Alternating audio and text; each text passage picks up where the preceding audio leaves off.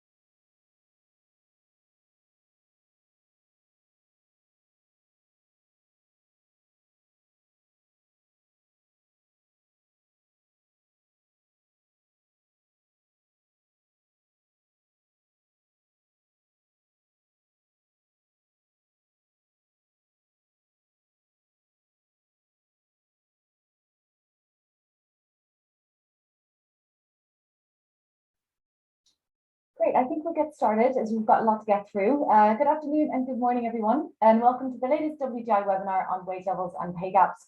My name is Anya Clark, and I'm the Investor Engagement Manager for the Workforce Disclosure Initiative, and I'd like to thank you for joining us today ahead of the UK's Living Wage Week for this important and highly relevant topic. I'm so pleased and excited to be joined by four fantastic speakers, all with years of experience as researchers, engagers, practitioners in the field of worker pay and benefits and how they relate to the performance and well-being of the business, the workforce, the economy and society as a whole. Rachel Hargreaves, Senior Project Officer at Share Action's Good Work Programme, an investor coalition focused on promoting good work standards, including the living wage, tackling insecure work and action on diversity and inclusion. Rachel Kay, researcher at the High Pay Centre, a UK think tank, carrying out research and analysis on issues relating to top incomes, corporate governance and business performance. Frank Waldemans, Senior Engagement Specialist at Achmea Investment Management and founding member of the Dutch Investor Coalition platform Living Wage Financials. And Christina Brenner, Senior Vice President Total Rewards at MasterCard, a long-time WGI disclosing company and leading company in pay transparency. Just a little bit of housekeeping before we begin. Please do keep yourselves on mute for the session. We are mindful that most people may be at home and interruptions might happen from children and pets, etc., and that's okay. We will have 15 minutes for audience Q&A and panel discussion at the end of the session, at which time, if you are comfortable unmuting yourself to ask a question, please do so. Otherwise, you can write your question in the chat box as we go through the session. My wonderful colleague Rosie McKenzie will be on hand in case of any technical challenges. So if you're experiencing any difficulties, please do contact her and she will hopefully be able to help. Finally, this webinar is being recorded for those who couldn't make it today. So I'm really excited about the depth and breadth of the topics that we'll be covering in today's session. The panel will discuss the aspects of their work and findings related to four interrelated aspects of remuneration and wages and how they affect wider systemic issues. And we will talk both in terms of company disclosure and practice. But I think it's really important that we address what you'd also like to get out of the session today. So I'm going to launch a poll. Hopefully it will all work for me, for you as well. You can see, you should be able to see the poll here. Unfortunately, panelists and hosts can't vote. But if you could just take a bit of time, you can pick two priorities that you'd like to see discussed and get a better understanding of, and we will bear those in mind as we go through the session today.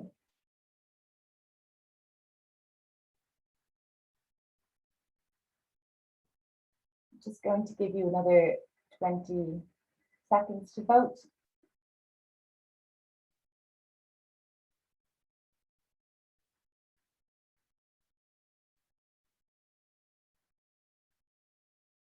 Okay. All right. And I'm going to end the poll now. And the results are in. You should all be able to see that. So better understanding of company best practice on remuneration is the priority, alongside better understanding of investors' approach to wage levels and the latest research on wage levels and pay gaps as well. So we will discuss all of these topics as we go throughout the session.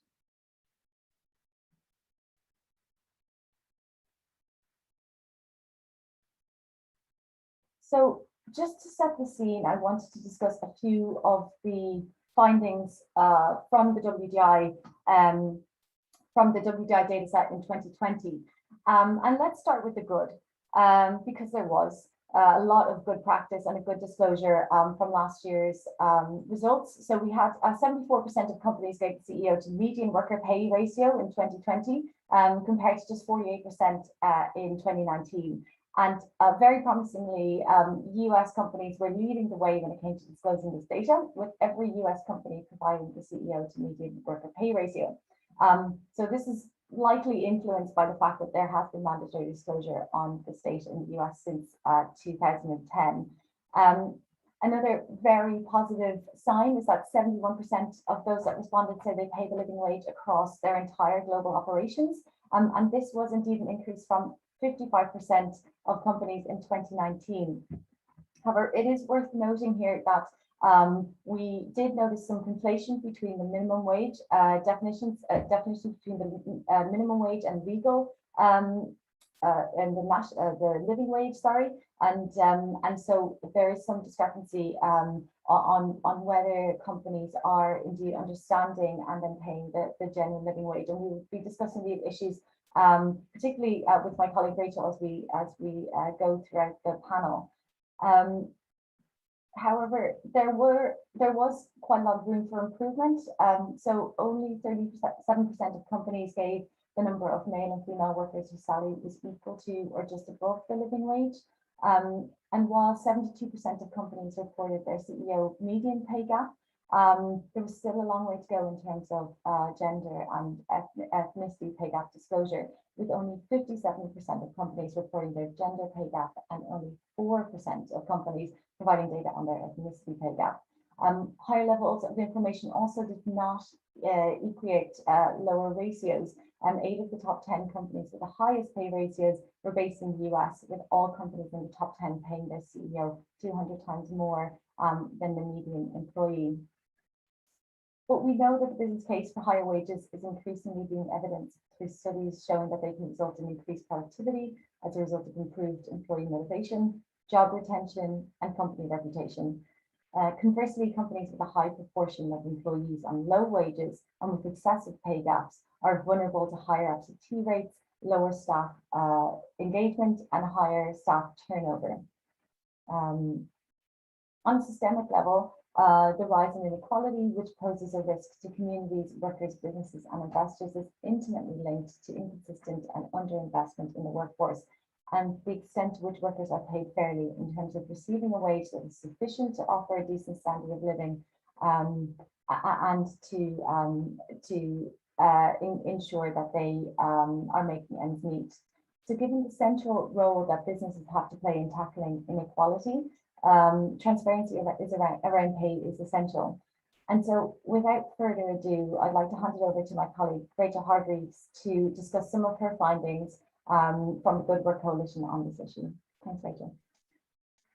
Thank you, Anya. So to begin with, the Good Work Investor Coalition is another but separate initiative to the WDI at Share Action, and we coordinate nearly 40 investors.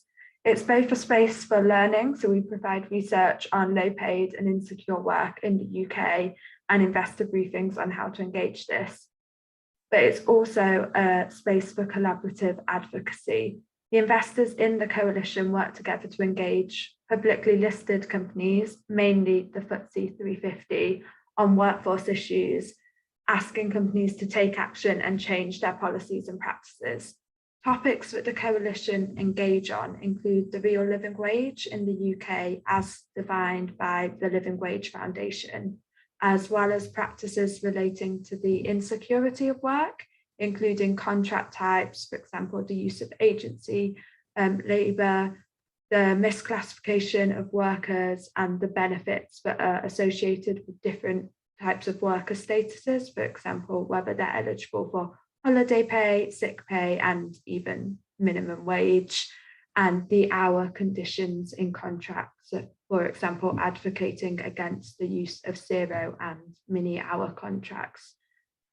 We've seen from investor engagement, it can be a really effective way to lead to changes. When the coalition first began work on the living wage, only 2 of the FTSE 100 were accredited employers. That number is now 45.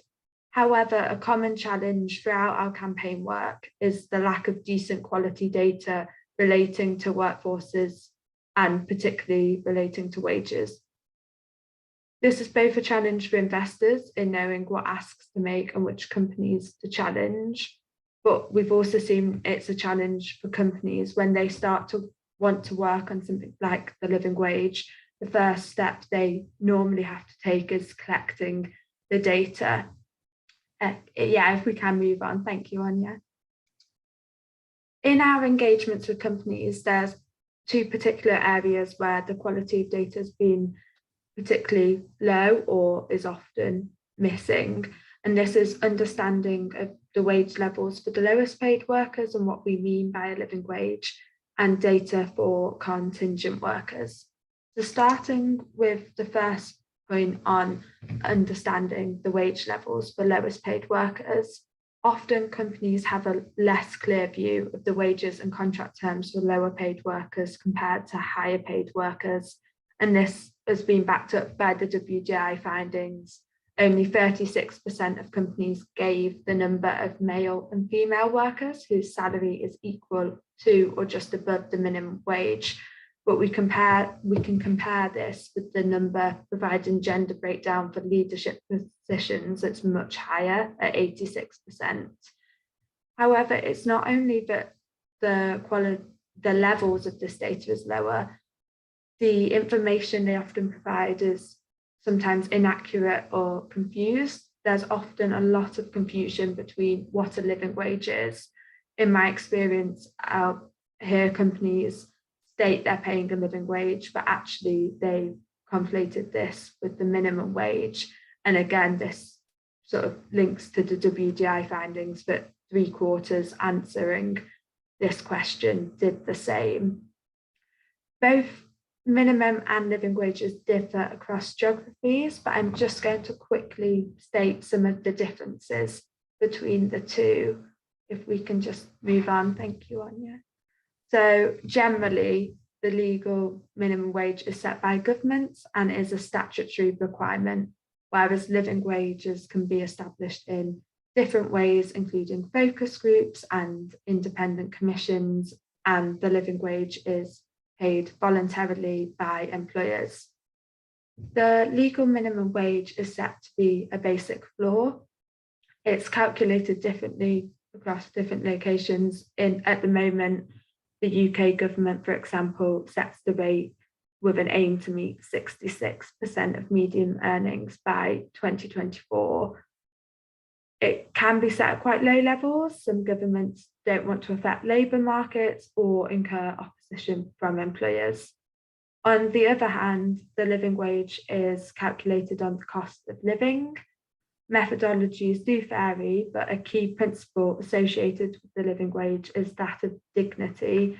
Living wages enable individuals to play a full part in society, not just survive, and elements of a decent standard of living that can be put into the calculation include food, water, housing, education, healthcare, transportation, but also other things such as enough to get by in terms of unexpected events or a gift for your child's birthday, for example. I said we've found quite a lot of confusion when engaging on this in a UK context. And we're hearing from more and more investors that want to engage on this at a global level. But to do this, it's having clear data is really important. The other area in our engagements with companies on low pay, where the data is often missing or of low quality, is where it comes to contingent workers. And if Anya, we can move on, thank you. And here I'm generally referring to workers who don't work full-time or are not directly employed, so they may be subcontracted and employed by an agency instead. When engaging companies on the living wage, it's not uncommon for companies not to be able to share and know the wage levels for subcontracted workers, especially in the initial engagements. They'll often know the amount they pay for a contract for a service, such as cleaning or security, but they may not know the actual pay rate that the workers received. And this was backed up by the WDI again, where data disclosure was lower for contingent workers, with no US company providing information on their contingent workforce, and less than a third of companies overall provided data on the number of non-employee direct operations. And then nearly half of the respondents can explain how they were working to improve wages for these workers. For both companies and investors to work together to tackle low pay, this is a really important area to tackle, as often outsourced roles are some of the lowest paid. A research by Eurofound shows that in Europe, contingent workers have been found to be at a higher risk of poverty than those who are directly employed. Additionally, quite often data on this workforce doesn't get captured by other things. So, for example, in the UK, reporting requirements for the gender pay gap and CEO pay gap excludes subcontracted workers, which also skews the figures and understanding of sort of how much low pay is within a company's operations. And then finally, we're increasingly hearing from both investors and companies that they want to improve diversity and inclusion within companies, and this includes reducing gender and ethnicity pay gaps.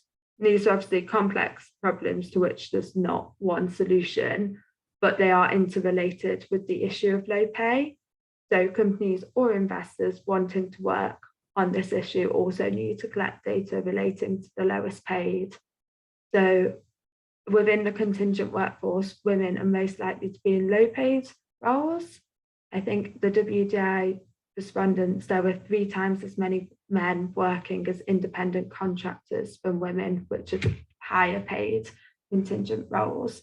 And then if we look globally, still on average, women earn 20% less than men. And in the UK, women are more likely to be working for below the living wage than men as well, at 24% and then 18%. And also, it's not only women. In the UK, 18% of Black, Asian and minority ethnic workers are in low paid and insecure work. And this is higher compared to white workers, where 14% are in low paid and insecure work. Therefore, it's really important that companies and investors work to tackle low pay. And this also starts with having good quality data to be able to do that, as that's often a challenge when we engage on these issues. Thank you, Anya. Thanks so much, Rachel. That was really interesting. And I know we'll come back to a number of those issues around contract types and low pay as we go through the discussion. I'm just going to hand it over to Rachel now to discuss the interconnection between some of the lowest paid workers and some of the highest paid workers within companies and society. So Rachel, thanks so much, and hand it to you. Thanks, Sonia. So I think we're probably all here because we agree that there's a strong business case for paying workers fairly, and also that low pay is a big issue in the UK. So I won't spend too long talking about that. I think probably the next two panelists will discuss that. But just to say, I mean, one example that really demonstrates this at the moment is the worker shortages we're seeing in the UK. And there's some really interesting recent research by UK think tank Autonomy and the shareholder advisory firm PERC, where they've surveyed workers in the transport and logistics and care and hospitality industries. And they found that 40% of workers are considering leaving their jobs in the next 12 months. And that one of the main reasons for this is low pay. So that just highlights one of the sort of reasons why there's a big business case for paying workers fairly. But as Anya said, I'm going to be looking at the connection between high and low pay. So if we agree that low pay matters, there's maybe more of a debate around whether high pay matters. And you often hear commentators saying that, well, criticism of high pay is just the politics of envy, and what we should really be focusing is low pay. But I would actually argue that the two are deeply connected, and that consideration of executive pay is essential to addressing low pay. And I think it would be useful just to provide a bit of context for why we're seeing the particular types of pay practices today that we are. And so I'm going to very briefly discuss some of the structural sort of historical reasons behind this. And then I'll also go on to discuss the pay ratio disclosures, because that's one thing that the High Pay Centre has been looking at over the past year. So firstly, it's important to say that there's nothing inevitable about the pay gaps between companies that we're seeing today. So within the UK's largest companies, the gap between pay for the average worker and for the CEO has grown hugely since the 1980s. Prior to the 1980s, so during the post-war period, the gap tended to be around 10 to 20 times between the average worker and the executives, whereas the High Pay Centre's research has found that in 2019, the average FTSE 100 CEO received around 120 times the pay of the median UK worker. And Anya was saying in her presentation that some of the top ratios are sort of around 200 times. So we need to ask why this gap between workers and executives has grown so much. And to understand this, I think we need to go back to the 1980s, where policy decisions in the UK and the US brought about a widespread deregulation of finance. And since those developments, we've witnessed an increase in the influence of short-term financial motives throughout the economy. And so that includes within non-financial companies as well. And that deregulation of finance has meant that those with capital have found it easier to make money through financial activity than through actually producing goods or delivering services. So we've seen a shift away from investment and towards speculation. And as a result, wealth creation has been occurring increasingly through extractive activities like real estate and private equity, as opposed to what we'd understand as productive activities. And it's practices such as these that are fueling increasing income and wealth for those who already have assets, whereas those who don't have assets are seeing their wages being squeezed. So going back to executive pay, one of the short-term financial outcomes that's become a top priority for non-financial firms, as well as financial firms, was shareholder value. And that brought about a change in how executive pay was set. So up until the early 80s, executives were usually paid just a salary. And that was determined in relation to how the rest of the workforce was paid. So it was part of an internal hierarchy of pay levels. But by the end of the 80s, the remuneration of executives had been decoupled from workforce pay and tied instead to share prices. And that's sort of roughly how executive pay is set today, although obviously it's more complicated than that. But share prices remain a big part of it. So what this all tells us is obviously a very brief and simplified explanation of what's happened, but it tells us that climbing levels of executive pay are structurally connected to low pay. So we really need to think about both. And it also tells us that there's nothing inevitable about the pay gaps that we're seeing today, because they've changed so much over time. And so what we need to be thinking about is how can companies shift away from this prioritization of short-term financial performance and towards the long-term sustainability. So going on to pay reporting now, in order for investors and civil society groups to push companies to prioritize their workforces and to deliver greater pay equity, we need more comprehensive disclosure on wage levels and pay gaps across the whole workforce. And disclosure also allows us to identify examples of good practice and highlight those, so that companies can see that there are practical ways to improve their pay practices. So one relatively new disclosure-related development that the High Pay Centre have recently published research on is the pay ratio reporting. I'm sure many of you will be familiar with those regulations. They came into effect in 2019 and they require all UK listed companies with over 250 UK employees to publish the ratio between their CEO and their median employee, as well as the workers at the upper and the lower quartile of the workforce. And this is a really welcome development and one that we've campaigned for. But there are definitely issues, gaps in the reporting which echo those identified by the WDI findings, and also what Rachel Hargreaves was saying in her presentation. So the first main issue which Rachel mentioned is that pay ratio disclosures don't include contingent workers. And this reflects the wider lack of information on contingent workers and company reporting more generally. Contingent workers, especially agency workers, are often the lowest paid and have the least secure contracts. And they're also vital to the company's operations and make up often a large proportion of workers. So the lack of reporting on this is a serious gap and should be a source of concern for investors, given the risk that it poses to the company. The second issue to highlight is that reporting on direct workers isn't granular enough. That's also something that Rachel mentioned too. So we don't know what the lowest earners are being paid. We only have information on the 25th percentile worker, and there also could be a lot more on high earners. So the pay ratios give us the remuneration of the employee at the 75th percentile of the workforce, and obviously that of the CEO, but we don't have any information about the earners in between. And companies spend a large amount on top earners beyond just the CEO. So this is a question of resource allocation, which investors should be taking an interest in.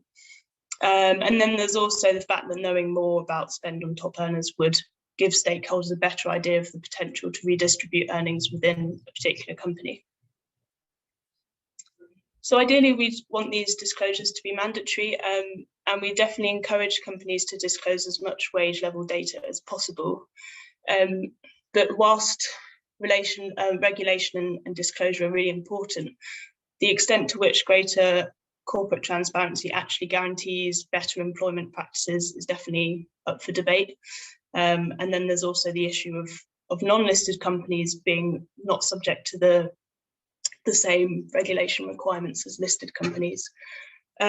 So our view is that alongside pushing for greater transparency, it makes sense to encourage companies to establish robust employee voice mechanisms and overall greater workplace democracy, because this ensures that there are internal structures in place to provide scrutiny of employment practices.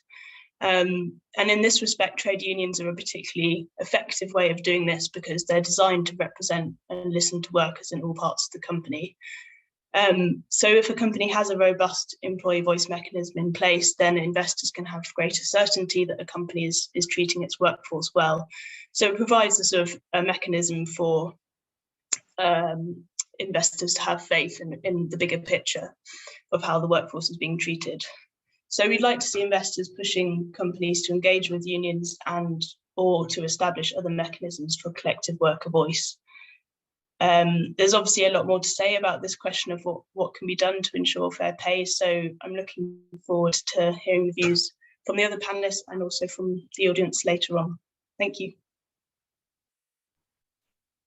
Thanks so much, Rachel. That was really informative. And now over to an investor who does care quite a lot about this issue and is pushing it in various different avenues within their own engagement. It's Frank from Acme Investment Management. I'll give you the floor, Frank. Yeah, thank you. Well, pleasure to be here. Just a very quick introduction. I work for Acme Investment Management. We manage assets for Acmea, but as well for a range of Dutch pension funds. And I work in the active ownership department. So what I do, I engage companies on the environmental, social, and governance policy. In regards to living wage, we have two main engagement themes in which we engage companies related to living wage. One is, well, named living wage, which is of course focused on living wage, and we do this in a collaboration with other investors within the platform Living Wage Financials, which is a sort of coalition of investors from the Netherlands, but also from Sweden, France, and the UK to engage companies specifically in the garment, agri, food, and food retail sectors to work towards a living wage. We also have a second engagement theme, which is also very linked to the topic, which is human capital management. It's more broader, not only focused on living wage, but especially how boards of companies which have a lot of employees within their own operations or in a supply chain, how are they managing human capital, including living wage.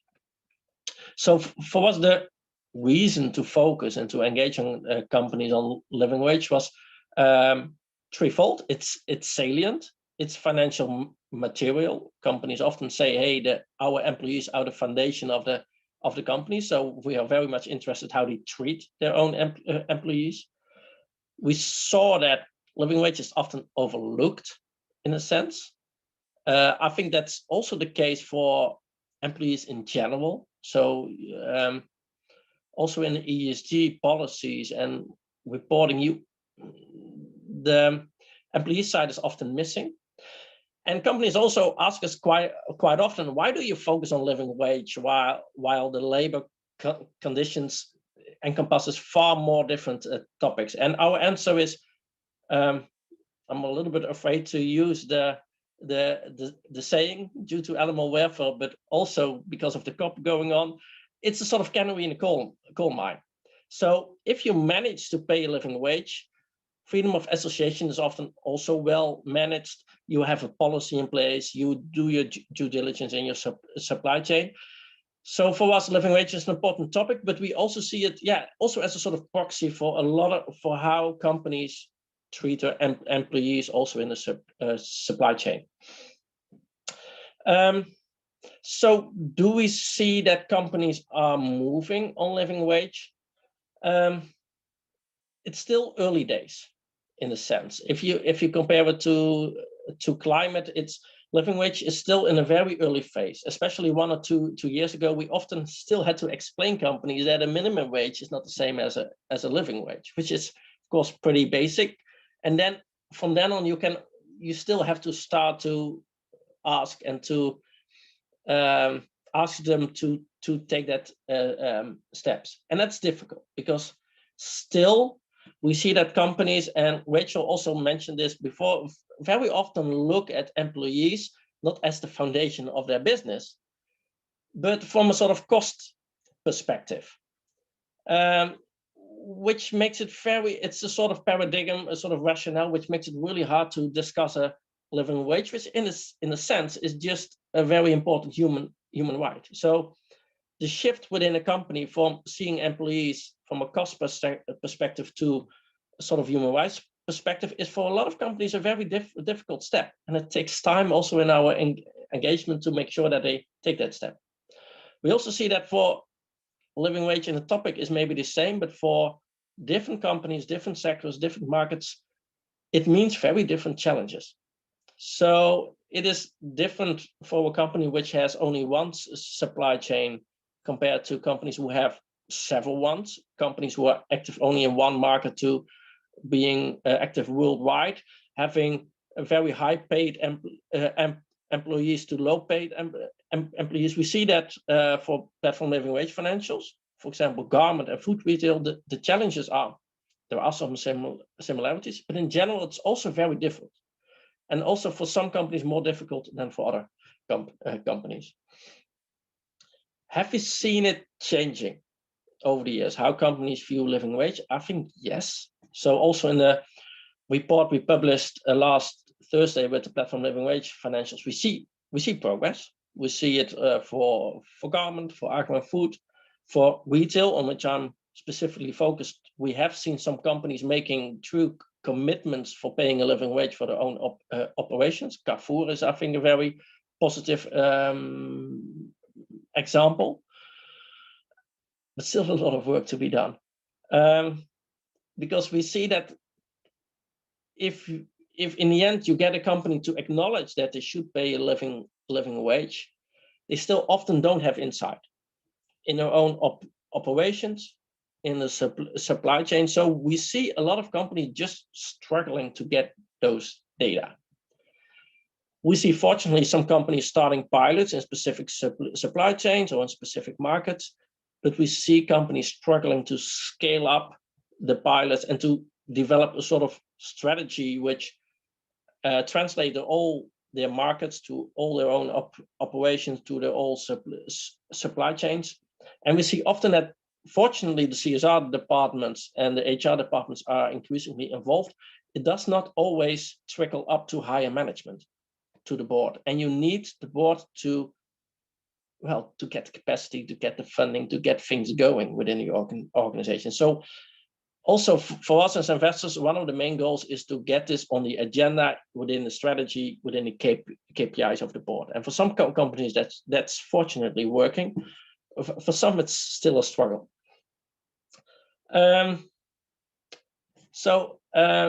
I think it's also important to acknowledge, but there's also something we see in our engagement, and it's a challenge for us as investors, that living wage is seen from a very different perspective comparison, for example, the US and Europe.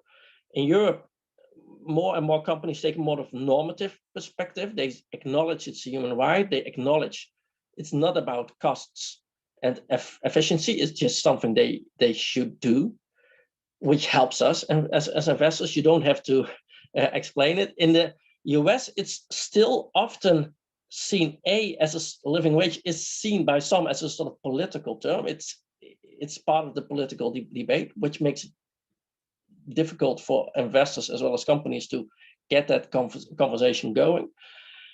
And it's still often seen from an efficiency perspective. So two years ago, a company said, yeah, we would be willing to pay a living wage. It was a garment company. If our workers manage to make 20% more shoes, we will be able to pay them 20% more. And that's a sort of rationale which is still very present, especially in the US market. And it changes the debate, but in general, I think that rationale makes it difficult to have a very solid foundational conversation on the living wage. I think also for us as investors, we see, fortunately, more companies saying, hey, we want to move, but we do not know how. That facilitates the engagement. That's something we can solve. We can discuss with them. We can give them best practices. We also see companies that are not willing to move. And I think for us as investors and the whole investor community, the big challenge is, how will we be able to escalate if necessary? Can we bring this forward on the AGM with ESG resolution and truly be a little bit more forceful if companies are just not willing and able to move? So I think I pause here just to sum up. We see it also for investors increasingly on the radar. We see, fortunately, companies moving, but this is still a lot of work to be done to get this on the radar, to get the right data, to help the companies that are willing, but also to, well, not only nudge, but also push companies that are not willing to move. So thanks.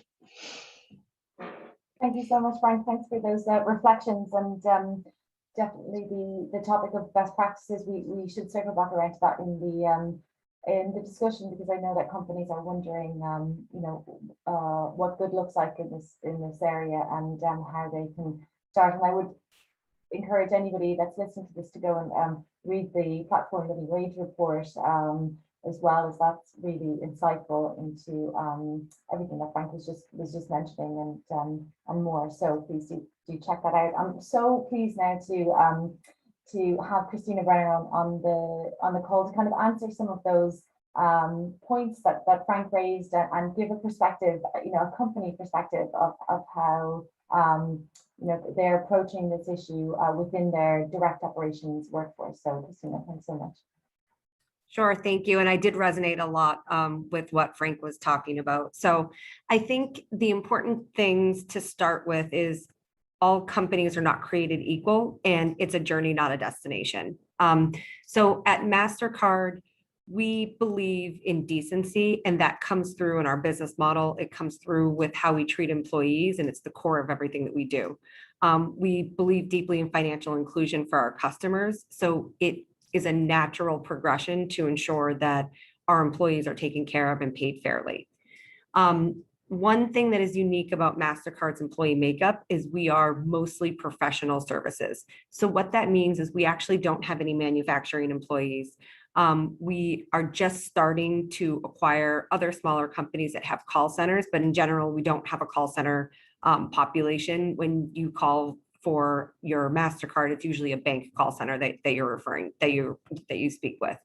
So that puts us in a position where historically living wage has not been something that was difficult to achieve, because our rates for paying somebody who's an IT specialist or an engineer is very different than if you're paying a call center or a manufacturing individual. Something that's been happening over the course of the last 5 years is everybody's been concentrating on pay equality. So where we started was gender pay and diversity pay. There are operational hurdles that we fixed early on. So we're able to report on all of our data for gender, and we are able to do that in the United States. Outside the United States, that's very difficult. One of our guiding principles is to do things globally. So we want to make sure that we're not just taking care of one part of the population, that we're looking at our entire population. So over the course of the last few years, we have achieved gender pay equity.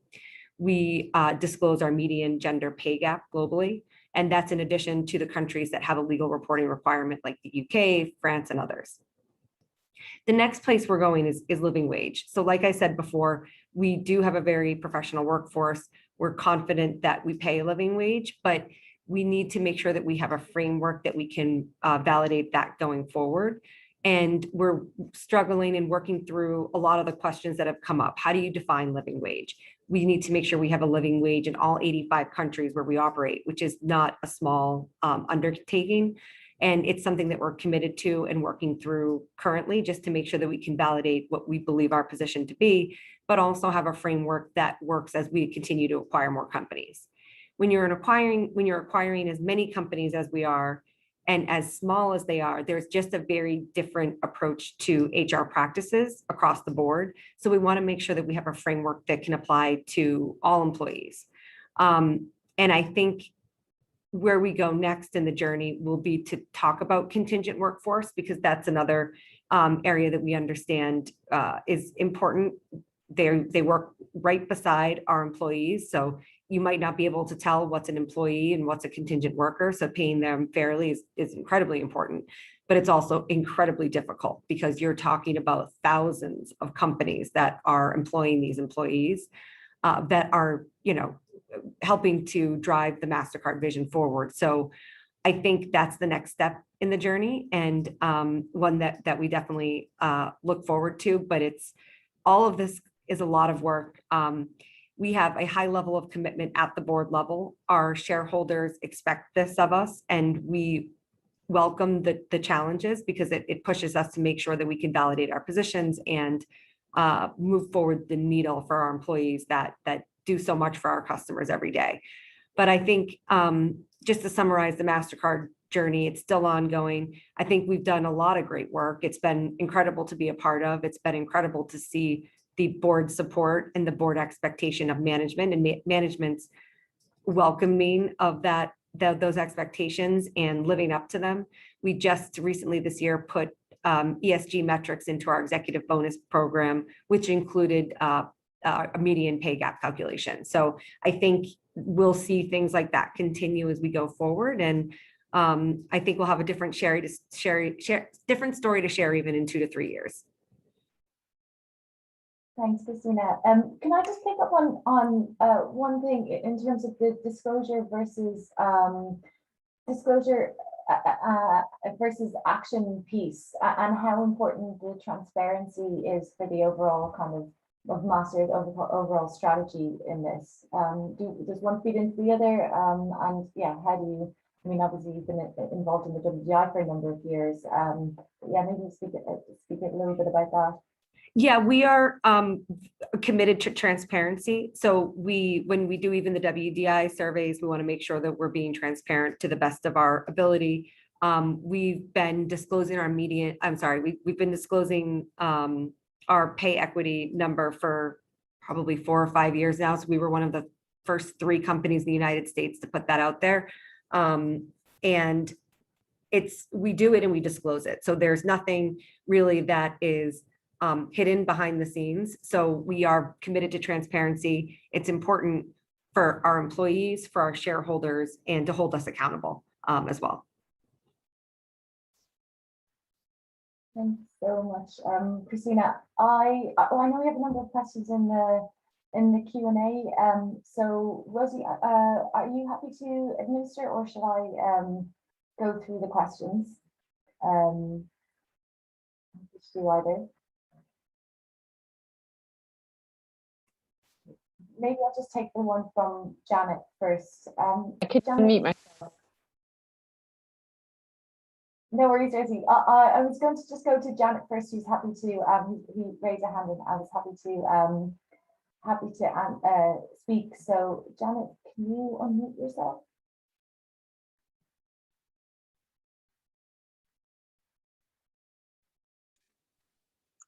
Hi, can you hear me? Yes, we can. Thank you. Thanks. I couldn't unmute myself at first. Yeah, thanks very much. Really interesting presentations. I enjoyed all of them a lot. I just wanted to make a couple of points where I'd really welcome thoughts from everybody.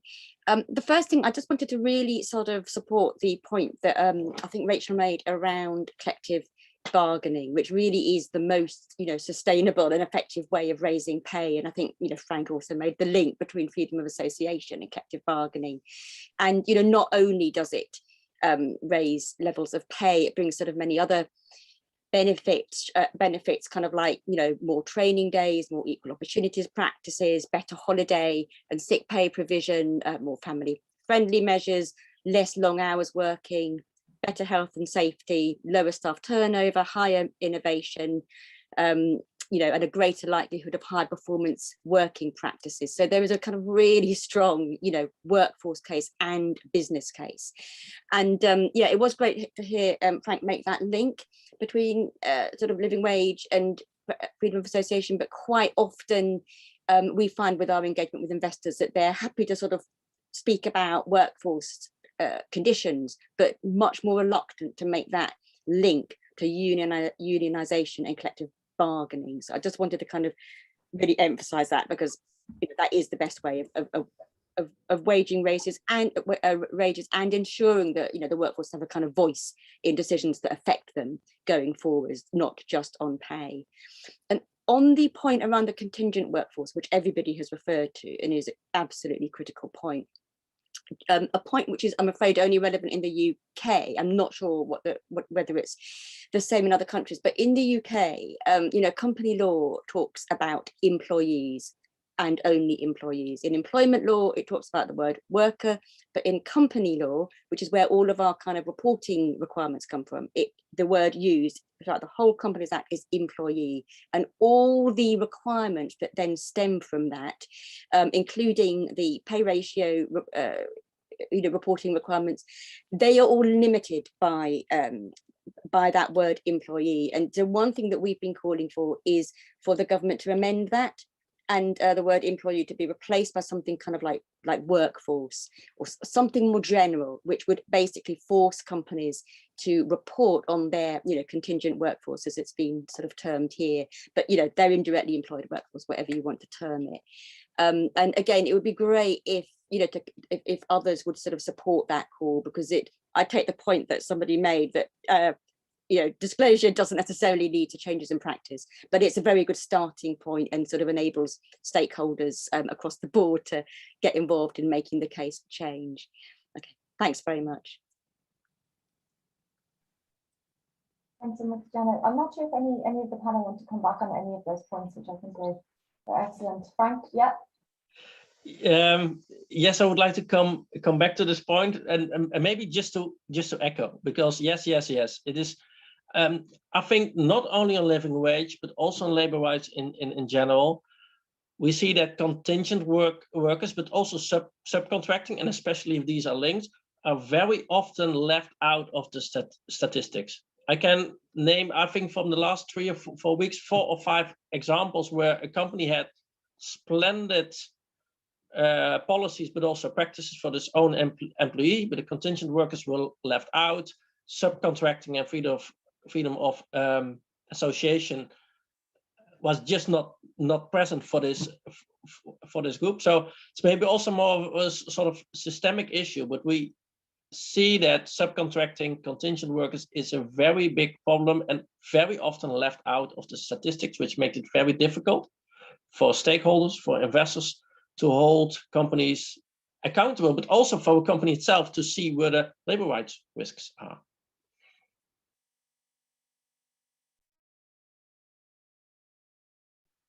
Thank you, Frank. That was really informative. I have a question here about the methodology for understanding which living wage frameworks to use in each market. And I know that Platform Living Wage Financials have done quite a lot of work on this. Can you give any insights into this question? Well, I'm not an expert in all the methodologies. We know, fortunately, that there are several are being developed. We get this question also quite often from companies, which definitions should we use? There are multiple solid ones. For example, we often mention the anchor methodology,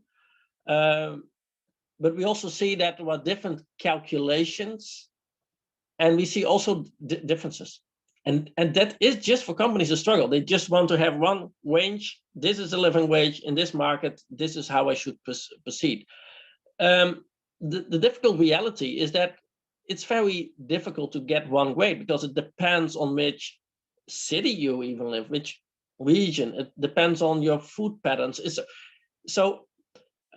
is a very important question. This is not a very easy answer. So what we often say to companies, pick a solid one and start with one. You will refine it along the way, because if you start, you will get more data, you'll get better insight, but it shouldn't paralyze you in moving forward. Lovely, thanks, Frank. So we have another question around the lack of evidence of materiality of certain social issues within ESG. Does anyone on the panel have a view and any evidence as to why paying a living wage, which is likely to increase costs, is in a company's interests? Rachel H, you rapidly unmuted there, so yeah, thank you. No problem, I'm happy to. Yes, there's beginning to be more and more evidence on the business benefits of paying living wages, and I'll mainly speak to sort of in the UK. But evidence-wise, the Cardiff Business School have done sort of a survey of employers who have already made the move to paying the living wage, and 93% of them reported a benefit of accrediting, and this included 75% saying it had sort of increased the motivation of their staff and also the retention rates for their staff. And that obviously, of course, then reduces the costs associated with turnover and training. Other benefits that were recorded included sort of marking themselves and standing out in the industry, and also improved relationships between managers and staff.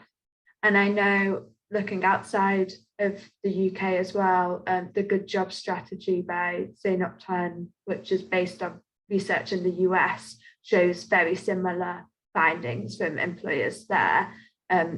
So yeah, there's starting to be more and more evidence on the business case, and that the living wage can also be in the company's interest. And I think as well, there has been some evidence that has shown in the US, companies that have paid the living wage actually fared better throughout COVID and were able to sort of adapt to the shock of the pandemic better, and have also retained their staff throughout the pandemic at a higher level than those who didn't pay the living wage. There's just a few bits of evidence, Rebecca, that I'm aware of, but others may have others bits to add. Thank you, Rachel. Yeah, does anyone else have anything they do want to add on that, or we can move to another question? That I will move to another question. We have one around the low level of ethnicity pay gap disclosure related to the employee ethnicity data. Sorry, is the low level of ethnicity pay gap disclosure related to a lack of employee ethnicity data or due to other reasons? So I can comment quickly on what I've heard from companies on that specific point within the WGI survey, and then maybe other people may want to jump in. But really what we hear from companies is that they feel they can be quite restricted in certain jurisdictions where that kind of data may be prohibited.